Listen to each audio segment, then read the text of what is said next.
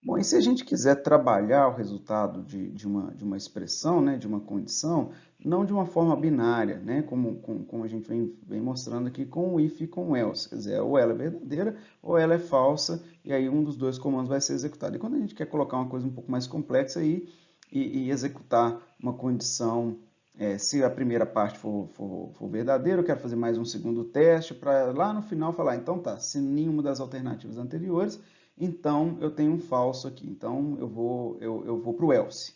Então, com a forma de você organizar isso é com uma sequência de if, else, né? O que a gente chama de alinhamento aqui dos ifs.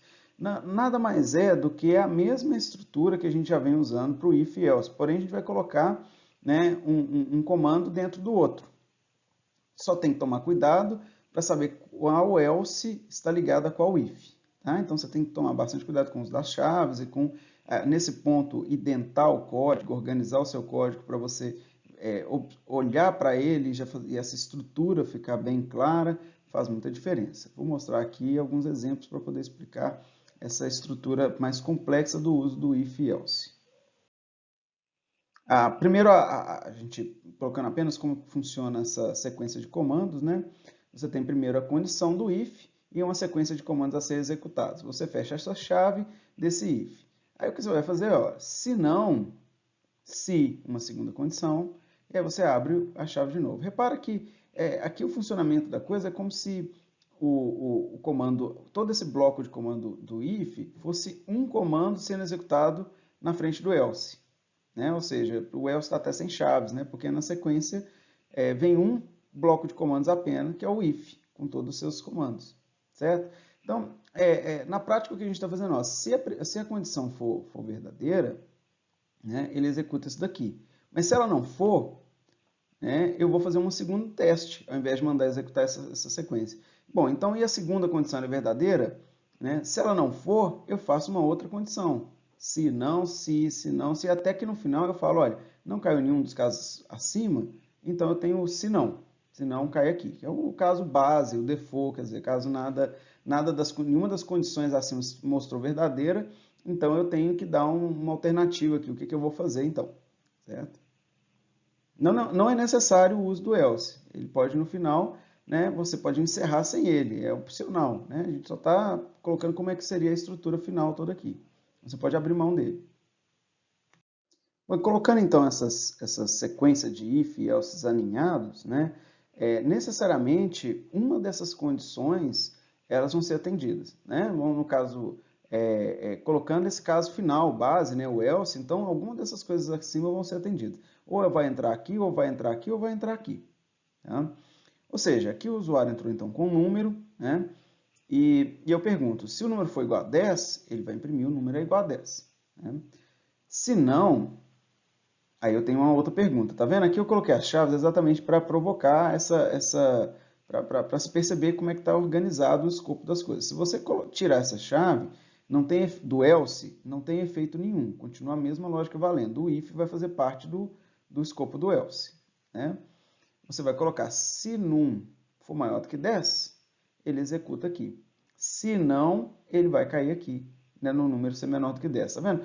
Repara que você tem que construir isso. Se o número não é igual a 10 e o número não é maior que 10, só sobrou essa alternativa, o número ser menor do que 10. Eu coloquei apenas o else. Se você fizesse o teste, se o número for menor do que 10, você matou até o caso base já, não tem outra alternativa. As três alternativas foram listadas. Né? Poderia ter colocado o else, mas ele nunca entraria nele. Né? Ele já teria que entrar em alguma delas. Então você tem que cobrir todos os casos aqui da expressão que você está montando. Né? Eu listei aqui três possibilidades: maior, igual e menor. Bom, colocando aqui dentro de um fluxograma, né, a primeira coisa que vai ser testado, então, é se o número for igual a 10. Né? Se ele for igual a 10, ele vai imprimir o número igual a 10 e ele não vai entrar nas demais condições. Ele vai vir para o system pause lá no final de tudo. Mas se isso aqui for falso, ele vai vir para a próxima condição. Se não, se o número for maior que 10, aí ele entra nessa condição e aí com isso ele pode encerrar, ele não entra na próxima. Vem para o system pause, vem para o final do programa. Se não, o número é menor que 10. Né? E aí ele vem para cá, para o final. Repara que não faz sentido a gente falar de alinhamento de elses, né? O else é o se não, você precisa do se para ele existir, né? Você precisa primeiro ter a condição se determinada coisa aconteceu, caso contrário, né? Se não, você vai executar determinado outro comando. Então, né, aqui, ó, se, condição 1, comando if é executado, né? Essa sequência de comandos. Se não, essa outra sequência. É como se esse aqui, caso esse aqui não exista, né? Caso esse aqui for falso, eu vou executar esse daqui. Não cabe colocar um outro else, certo? Então, o alinhamento a gente faz com ifs, né? Se determinada condição, se não, aí você pode botar um outro if aqui e alinhar esse if com a parte de cima, e então você vai ter uma segunda condição. E por fim, você vai ter o else, então, que está relacionado a esse segundo if aqui, né? Mas não faz sentido ter dois else.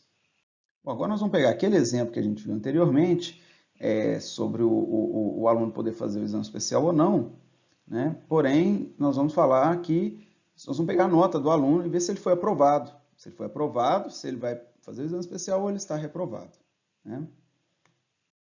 Colocando então essa sequência de if else aqui, a gente tem então que se, né, eu li um dígito, tá? Scanf aqui, ó, né, e salvei no dígito D, né, no inteiro aqui D, tá? Se D for maior ou igual a 60, posso imprimir que o aluno está aprovado, certo? Eu não preciso executar as demais, eu não vou falar o aluno está aprovado, o aluno está reprovado, quer dizer, eu não quero executar as demais. Se não, né, então caso ele não foi aprovado, agora nós temos que saber se ele vai fazer exame especial ou ele está reprovado direto e não tem mais o que fazer, né? Então, se não, aí eu pergunto, se a nota do aluno for menor do que 40, ele está reprovado, certo? Aqui ele está reprovado. Repara que não tem mais opção.